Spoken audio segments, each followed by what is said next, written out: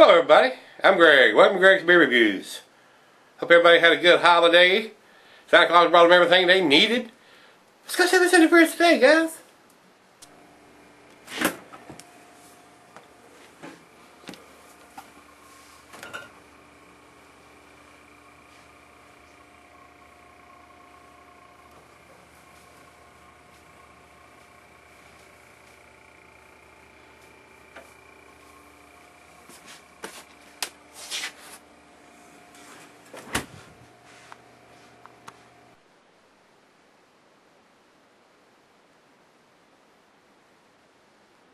Hello everybody, thanks for stopping by Gregsbeerreviews today. Today's beer comes from Anderson Valley. This is a Boonville beer is what they like to do. They got the bear with the antlers on. Imperial IPA. Alright. Imperial IPA. This IPA was first created in honor of our second decade as brewer and purveyor of the finest ales in the world. Well, I tapped yourself on the back there, huh? I don't see a date on the back or on the label here, guys. 8.7% alcohol by volume on this one.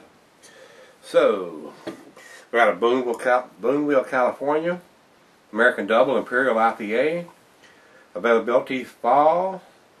Food pairings, cuisine is barbecue. Cheeses are peppery, Monterey, pepper jack, sharp, blue, cheddar. Your more pungent cheeses, gorgonzola, Limburger. Now the meat for this is game, grilled meat, and salmon. Glassware is a snifter tulip, oversized wine glass. I got the double glass, guys. And it says can be cellared under proper conditions. It's 8% beer, and it will cellar. It's almost 9%.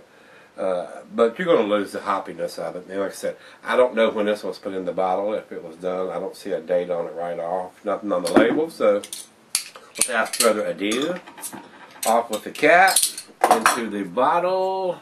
Into the glass. I've done that before. I think I said that before. Very fizzy here, so we don't want to pour this super aggressive. It looks like it's very well carbonated. Alright guys, send the glass over to the light. Fairly clear. I can see the bulb right through it. It is a slightly amber color. Not golden, but just like a tangerine. Tangerine color there, guys. Looks very good. Looks very pleasing. Looks very typical of an IPA. Typical IPA color. Got us about a finger ahead on that pour. A lot of bubbles streaming up though, so it looks fairly well carbonated. Let's get a nose on it. Very citrusy, very floral. Got a lot of pininess to it.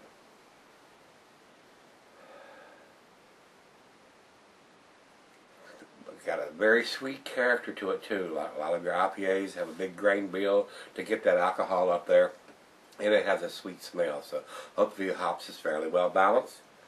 Does seem like it has a nice hop presence to it. Very floral and citrusy. So guys, let's see what it taste brings on this one. Happy holidays everybody. Cheers.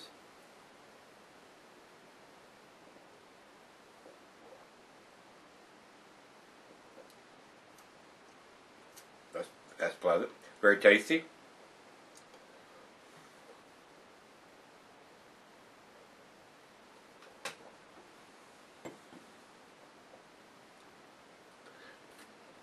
Seems to be very well balanced. The alcohol is there, but it's not a burning alcohol. Just enough to let you know that it is an Imperial. Very pleasant. Very, very pleasant. Very tasty IPA. Definitely above average beer, probably to the A category. I don't know if it's got a date on it. That's going to be determining how far up the A chain it gets. And as of right now, I don't see anything on the bottle whatsoever. And that's not good. I mean, I like to see the dates on it. And like I said, they may do some kind of dating on the card in the case or whatever, but it's not on the bottle here, and that's where I like to see it. Especially on the label here. And I see nothing. So it's not impressing me as far as info on the bottle for the consumer. So that being said, it's right out of the fridge, 40 degrees. We'll let it warm up just a hair and let the other half taste this one too. See if she likes it. I'm sure she probably will. Her taste buds are in line with about what mine is, because she's basically tasted every beer that I've tasted. So with that being said, we'll see how she thinks about this one, and I'll come back. We'll do the final chug on this one, guys. Stick around. I'll be right back. Alright guys, I'm back. Got just a little bit, maybe just a little bit more. I don't want to be running down my chin and my beard like I did the other day.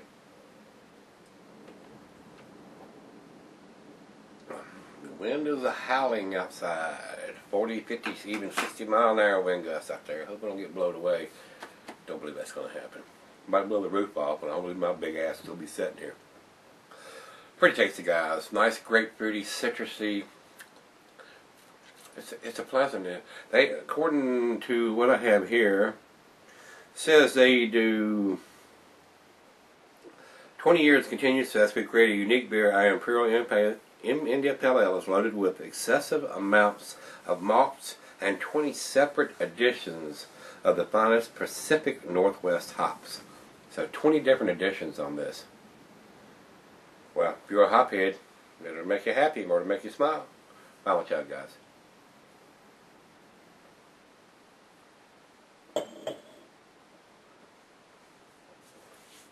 Grapefruity, piney, citrusy, orangey, lemony, floral.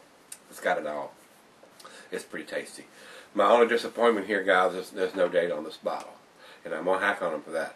As far as I'm concerned, it's a 9 beer, but it doesn't have a date. So it gets the 8. No date, you get the 8.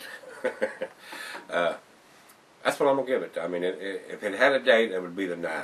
So it's almost to the 10 scale, but I got to have a little more information on the label or on the bottle or something, guys. You got to put the date on the IPAs.